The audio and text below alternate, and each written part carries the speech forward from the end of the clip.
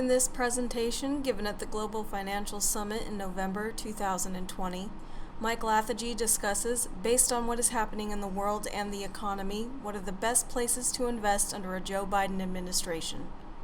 He discusses many investor concepts that are not widely discussed in the public domain. In this presentation, Mike names specific public companies to invest into that will outperform in the next few years. For disclosure purposes, he has no vested interest other than doing his very best for the listening audience. Have you benefited so far from our conference? What do you think? Okay, fantastic. Okay, we're going to do one more speaker before we go to lunch, and we're going to have Mike Lathigee come back. Mike, I've known, I guess we got to know each other at Freedom Fest like 4 or 5 years ago. You've been attending, and a Canadian from birth, correct? Born in Canada, and he still has a little bit of the AA accent, which we don't want to hold against him, but we love the Canadians. And what I like especially about Mike is that he has really done a great job of creating this investment club of Las Vegas. That was the original name. He was focusing just on people in Las Vegas who had an interest in business, particularly startup businesses that would be successful. And he has a very good process of finding which are the really good businesses to invest in. You're going to hear more about that here. But he's an investor in businesses, not necessarily the stock market per se. So it's a little bit of a different model that he has developed. Not to say he doesn't invest in stocks, and he has people like myself who come and talk about the stock market. But his specialization is in the creation of businesses. And he's done an incredible job of putting together the Investment Club of America. And he's a co-sponsor of this event. He comes to Freedom Fest every time. He does a great job there. And he gives some really good advice about dealing with money managers and that sort of thing. We're going to maybe have a little debate on that tomorrow, which will be a lot of fun. So let's give it up for Mike Lathigee.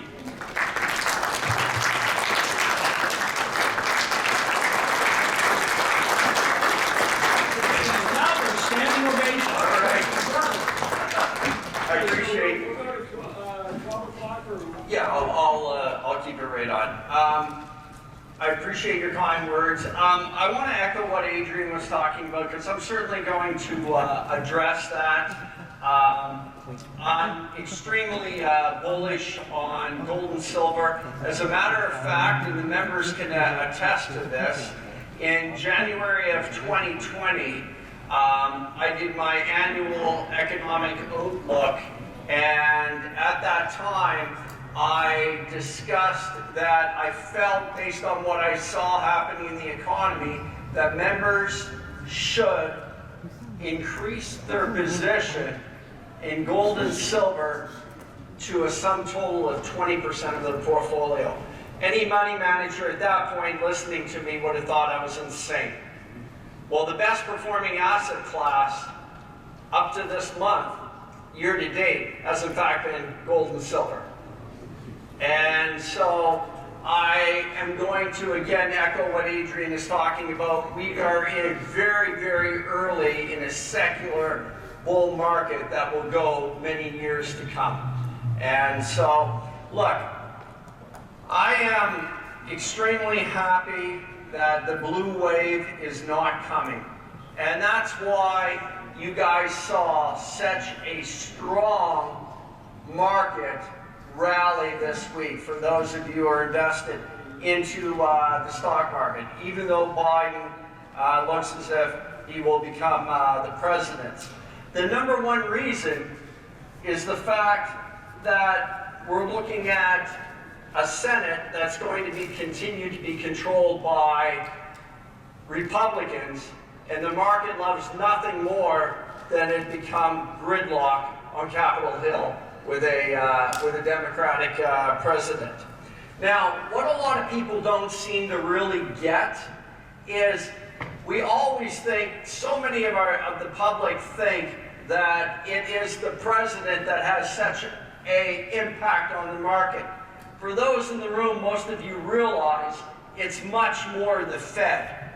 We've been in a phenomenal party for many, many years, mainly due to Fed policy and the fact that interest rates have been so low. And by the way, the share buyback program, which I think, although it's great for all of you who are invested in the market, I think it's the biggest scam that's ever existed in the stock market. Not a single job is created, not a factory is built, zero contribution to the infrastructure, and what are a bunch of executives at the boardroom table going to do? They're going to sit around, they're going to go, how do we kick in our bonuses and not piss off our shareholders? Well, what's the best way? Let's buy back our own shares. And so you guys have been, in other countries, that program is outlawed. In Europe, it's much more controlled. Here, it's completely out of control, but to the benefit of shareholders and overpaid executives in many organizations. Look, I'm going to take a little different approach today because Mark was right. I spend the vast majority of my time analyzing, scrutinizing companies to invest in the private sector. However, today I'm going to talk about, based on what happened in the election, and I'm going to assume a Biden victory, okay, but gridlock. What are some of the public companies to invest into? Now, there's nothing that drives me more insane than a secular bull market that's lasted for 12 years, and you have a lot of people who think they're absolutely geniuses with their investing. When I put these people in front of some of the companies that they're invested in, they cannot read the basic financial statements. And they don't understand basic terms. So it really is a situation where there's a hell of a lot of euphoria. Do I think it's going to continue? Yes. Why do I think it's going to continue? Because the same reason it's been continuing for so long. Our interest rates are so low, and they are going to stay low for the foreseeable future. So what I'm going to do, and Mark, this will be a different approach. Instead of talking about where I normally talk about private companies, I'm actually going to address things that I see in the public domain, things that you could buy, and opportunities that I think are going to be created that you can make some money over the next 4 years in top performing sectors. Now, the number one that I see is the decriminalization potential for marijuana. And so what in particular, we're going to see a lot more leniency in prosecution on marijuana related crimes. Now, what does that really mean to cannabis companies?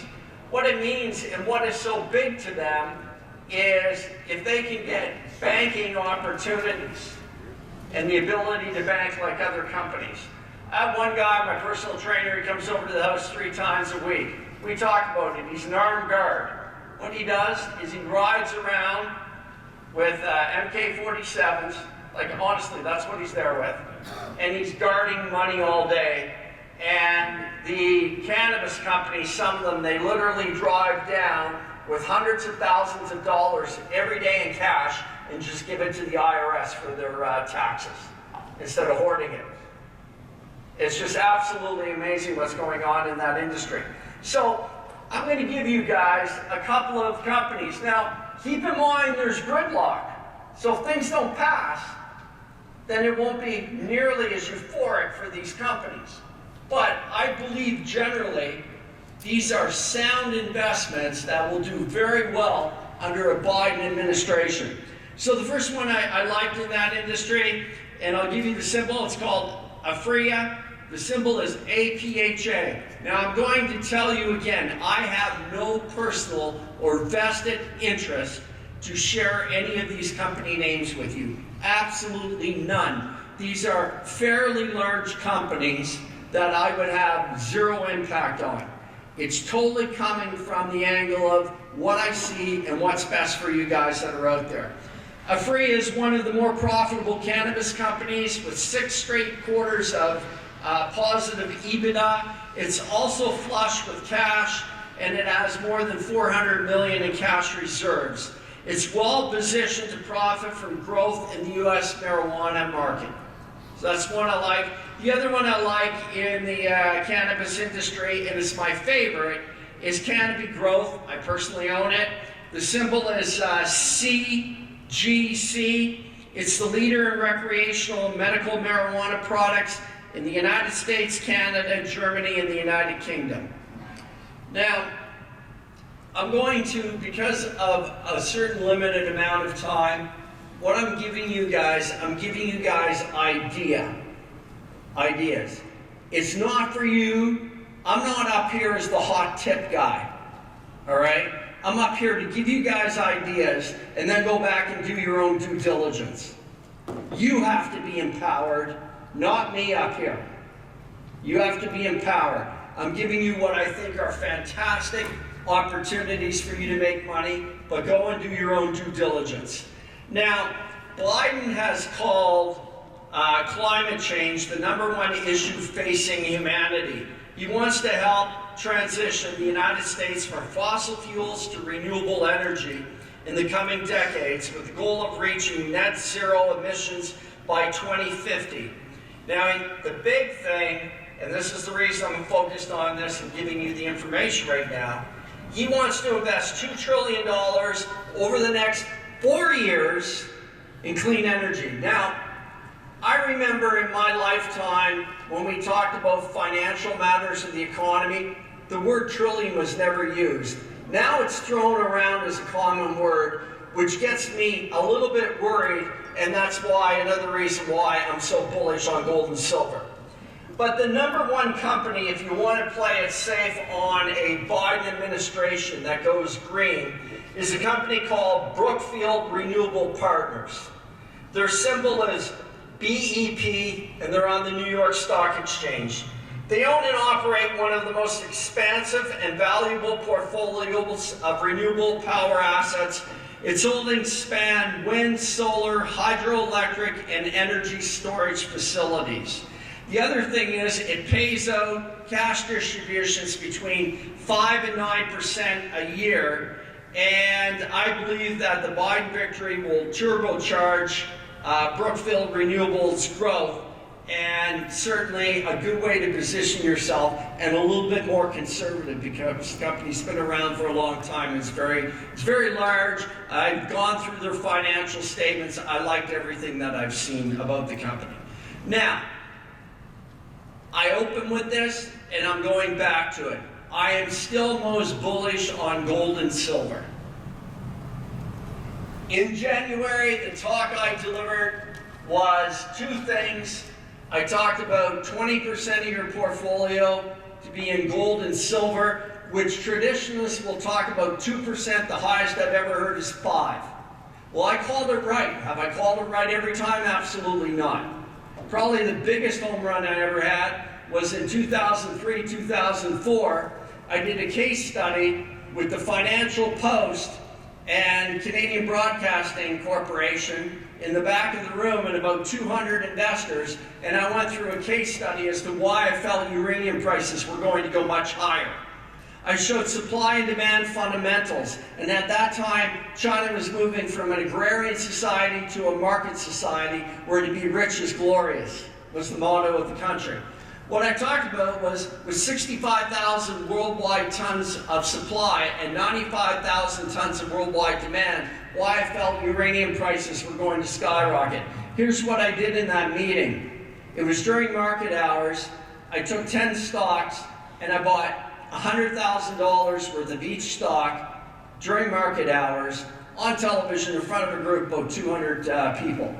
Well, uranium in the subsequent 2 years went from $7.10 up to 10, up to 15, up to 25, up to 50, and eventually $100, and then the following year it hit $121. Those little stocks that I had bought, many of them had gone from a couple of dollars up to $30, $40, $50.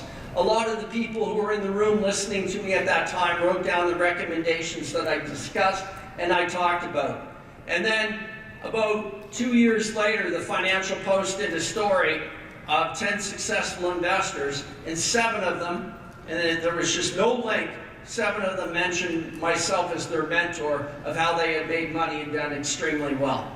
Yes, so sometimes I call it right, sometimes I call it wrong. Where I called it wrong was in Edmonton, Alberta during the subprime mortgage crisis. I was the largest developer in Edmonton, developing several hundred building lots. And what occurred is we were looking at the subprime mortgage crisis. So I went to several investors in several cities and I said, look guys, in Canada, you still have to qualify for a loan. There isn't lawyer loans, there's no doc loans. You have to put 20% down. We should be okay, we're gonna weather the storm. What I did not foresee is the collapse of Lehman Brothers. I had pre-sold over 200 building lots with millions of dollars in book profits. Subsequently, what happened is Lehman Brothers collapsed, Toronto Dominion called my company's loan, and they canceled the 200 lots that had been sold to builders. I went from hero to zero very quickly. I was wrong in that case. So what I'm telling you, no matter who's up here and how they guide you, they're not always right. Ultimately, the empowerment comes back to you as an individual and the decision that you make based on the information that you're given from stage. Who thinks that that's a good way to govern your affairs and run your investments? Okay? So, a little bit more about gold and silver and how to make it. Well, one thing I like, and I agree with everything that Adrian said, the main thing that I really see, though, a lot of times with commodities, because you asked the commodities question, I'm actually a little bit more bullish on commodities overall, because yes, China drove the last commodities bull market. However, this time, what we're going to see for the foreseeable future is a secular bear market in the US dollar.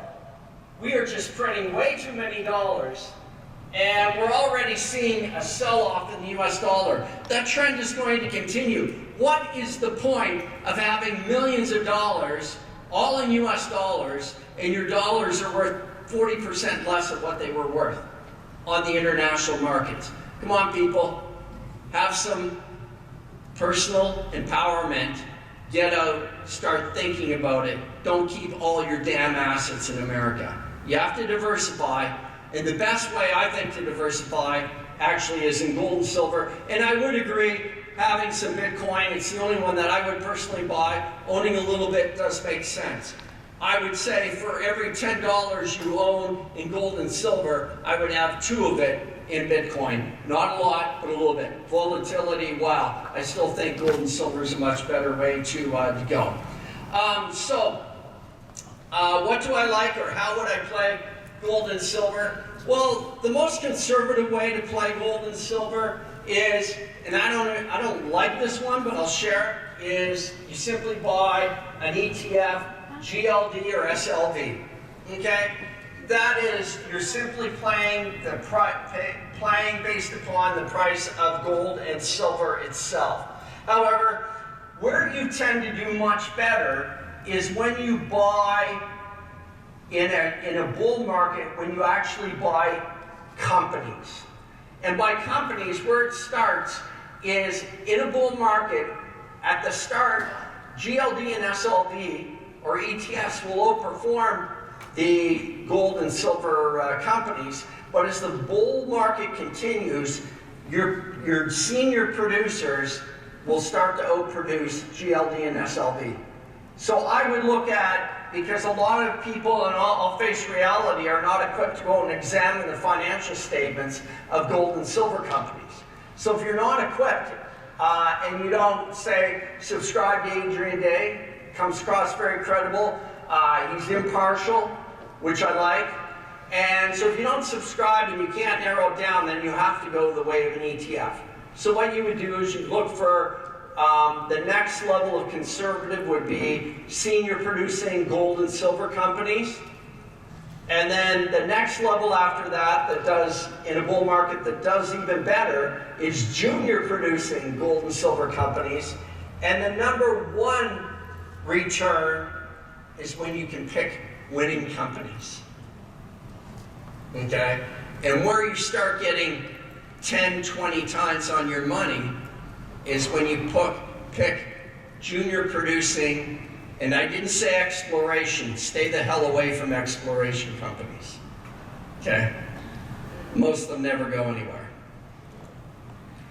But if you go with great junior producing companies, that's where in a bull market you can see 10 and 20 times on your market. Yeah, I'm Canadian, I lived in that market. Living in Vancouver, I'd see a ton of deals on Howe Street. Most of them would go under, most of them wouldn't get anywhere. But many times I'd see companies do 20, 30 times on the initial investment. So absolutely, there's opportunities. Do I talk about these type of things in club meetings? Yes. Do I talk about specific companies? Yes, I do. Okay, I'm going to go on to more of that. I'm going to give you guys kind of a couple of completely out of the box ideas, all right? In keeping a little bit with who I am and a little bit of the club and the club's phenomenal track record to date. I'm going to talk about a company called GEO. I have disdain for the company. I actually do not fundamentally agree with anything that this company represents. But it's up here for me to represent you, to do well for you guys. And so I'm looking impartially, but I will put some of my personal opinion in it because that's just the way I am. This is the company that focuses on private prisons. Biden is very much, the Democratic Party has made it, has stated very clearly that they want to end the use of private prisons. Now, I have spoken for many years about my concerns within the U.S. judicial system. I've also, Mark has heard me, Joanna's heard me, and many of the members in this room have heard me. I have had many concerns that I've expressed about the Black Lives Movement, in capital B, okay? The actual movement itself, a socialist organization, and just something we shouldn't have anything to do. I have a lot of, I particularly have a lot of disagreement when I hear the commissioner of the NFL donating $100 million to the organization itself and so on. The actual small letters, Black Lives Movement, yes. And one of the areas that I do want to see change is changes in the U.S. judicial system. And this is going to relate back to GEO in a moment. But here's a few things that will probably shock some of you. 97% of all people who are charged with a federal crime end out plea bargain, accepting a plea bargain. Why? And let me give you a great example. And it's one that you probably have all heard about in the media, so it's a simple one I'll use. Lori Loughlin, the college admissions scandal. Okay? What happened with her? Her and her lawyers had a great opportunity to get her off because the prosecutors bundled the case and the evidence so badly. Well, what happened in the end is the prosecutors came to her and they said, look, I'll tell you what, we'll give you 2 months and 100 hours of community work and a fine, or if you go to trial and you lose, we're going to charge you with several counts of wire fraud and other things, and you're looking at 40 plus years. So what would you like to do? Even though you probably have an 80% chance of winning, what would you rather do? Well, that's the problem with our system. The sentencing is so skewed towards prosecutors winning every single time that very few people want to take them on. Now here's the scariest part. If you think 97% is horrible, when a defendant goes to trial against the federal government has a 98.6% chance of winning. 98.6% chance of winning. So now you got it statistically why everyone takes a plea bargain, even when they're innocent, and why the system has to change. Now, I had a very good friend, and he spoke at the Investment Club of America's event. His name is Marcus Mumford. He defeated the federal government 3 times in a row in federal cases. Statistically, the odds of doing that are less than 1 in a million. You know what the federal government did? They revoked his license to practice in several states. He was so stressed and under so much pressure, he passed away less than a year ago of a heart attack. I'm saying the government killed him. Okay? This is what goes on in our country. We call our country in so many ways the greatest nation to live. Yes, in some ways it is, but in some ways it's not. It's the heavy hand of the government that is far too reaching into our lives. The main reason, and it's not based on financial, the main reason I'm a libertarian and I have to vote towards anything to do with Trump and anything like that, is because Trump's main thing that I appreciated about is he wiped out so much regulation. Biden and the Democrats, we're going to see a whole pile of regulation come back in. Try running small businesses, especially in places like California. So yeah, I want to see some changes. So, as I said, for these reasons, I have a lot of disdain for private prisons. In addition to that, the lobbyist scumbags who sit on Capitol Hill. Nothing that ever gets passed in a 1,000-page bill goes without a whole pile of pork belly spending and laws and conditions that go in there that no one ever knows about. And it's just about the lobbyists who are paid several $1 billion a year. Let me tell you statistically a fact that will no money you don't mind are known. More than 60% of all retired senators become lobbyists. And they are paid 8 times more than when they were paid as a senator. There you go, guys. That's our system. That is our system. And so what's the job of the senators? To be a good lackey during their time in office for the lobbyists that are paying for their political parties. How about judges?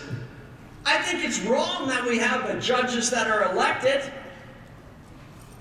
I can give you personal examples of judges that have made decisions on cases that shouldn't have went some way. Then when you look at the donations, there's a correlation there. All right? Federal judges. What federal judge who's appointed with these high salaries wants to rock the boat by going against the prosecutors? We've had instances in this country where prosecutors asked to read the judge's final judgment and release of the filing of the case before it's released into the public so they can possibly make edits. There's some things wrong in this system. Let's not be so centric America that we think everything in this country is the greatest, okay? The other thing, look, I'm a very proud American. I came down here from Canada because I didn't like a nation where it's collective thinking. I like the right of the individual. You work hard, you get ahead. Okay? That's what the U.S. was all about. That's what made us great. At the same time, I see a lot of things that cause me a lot of concern. And particularly, I was very frightened. It is absolutely no secret that our young people are way too far towards a collective society in America, and they are not towards what made America great, individual rights and freedom. The only purpose of the U.S. government should be, at a federal level, what it was originally intended for. And that is, if we are attacked, we have the federal government to help us in the event of a foreign attack or to help the absolute destitute. It's not about bringing people who can come on over the border and they are giving all the rights and freedoms of an American citizen and all the benefits from the minute they arrive. It took me over 3 years to be accepted, fully qualified as an American citizen, and they ran me through the ringer. I did not have a single benefit along the way, I can tell you that. So yes, as an immigrant who came here, I do get frustrated when I compare what I had to go through sometimes compared to the system that we have set up. And California is always going to vote Democrat. What Republican has ever wasted their time to fly into California prior to an election to try and turn the tide? So, GEO, why do I like it? Because it is so beaten down right now, and it will be beaten down under a Biden administration that I anticipate that it will probably yield about 17% this year in cash flow payments. So it's a great cash flow yield. Some of the other things that should be general knowledge to you, if you're involved in Russia, Russian stocks, I don't see anything for the foreseeable future, especially under a Biden administration, that's going to do good. Look at your portfolio. I would say dump anything that you have in Russia. Biden's also going to be good for electric vehicle stocks. Now, I don't want to give you Tesla, okay?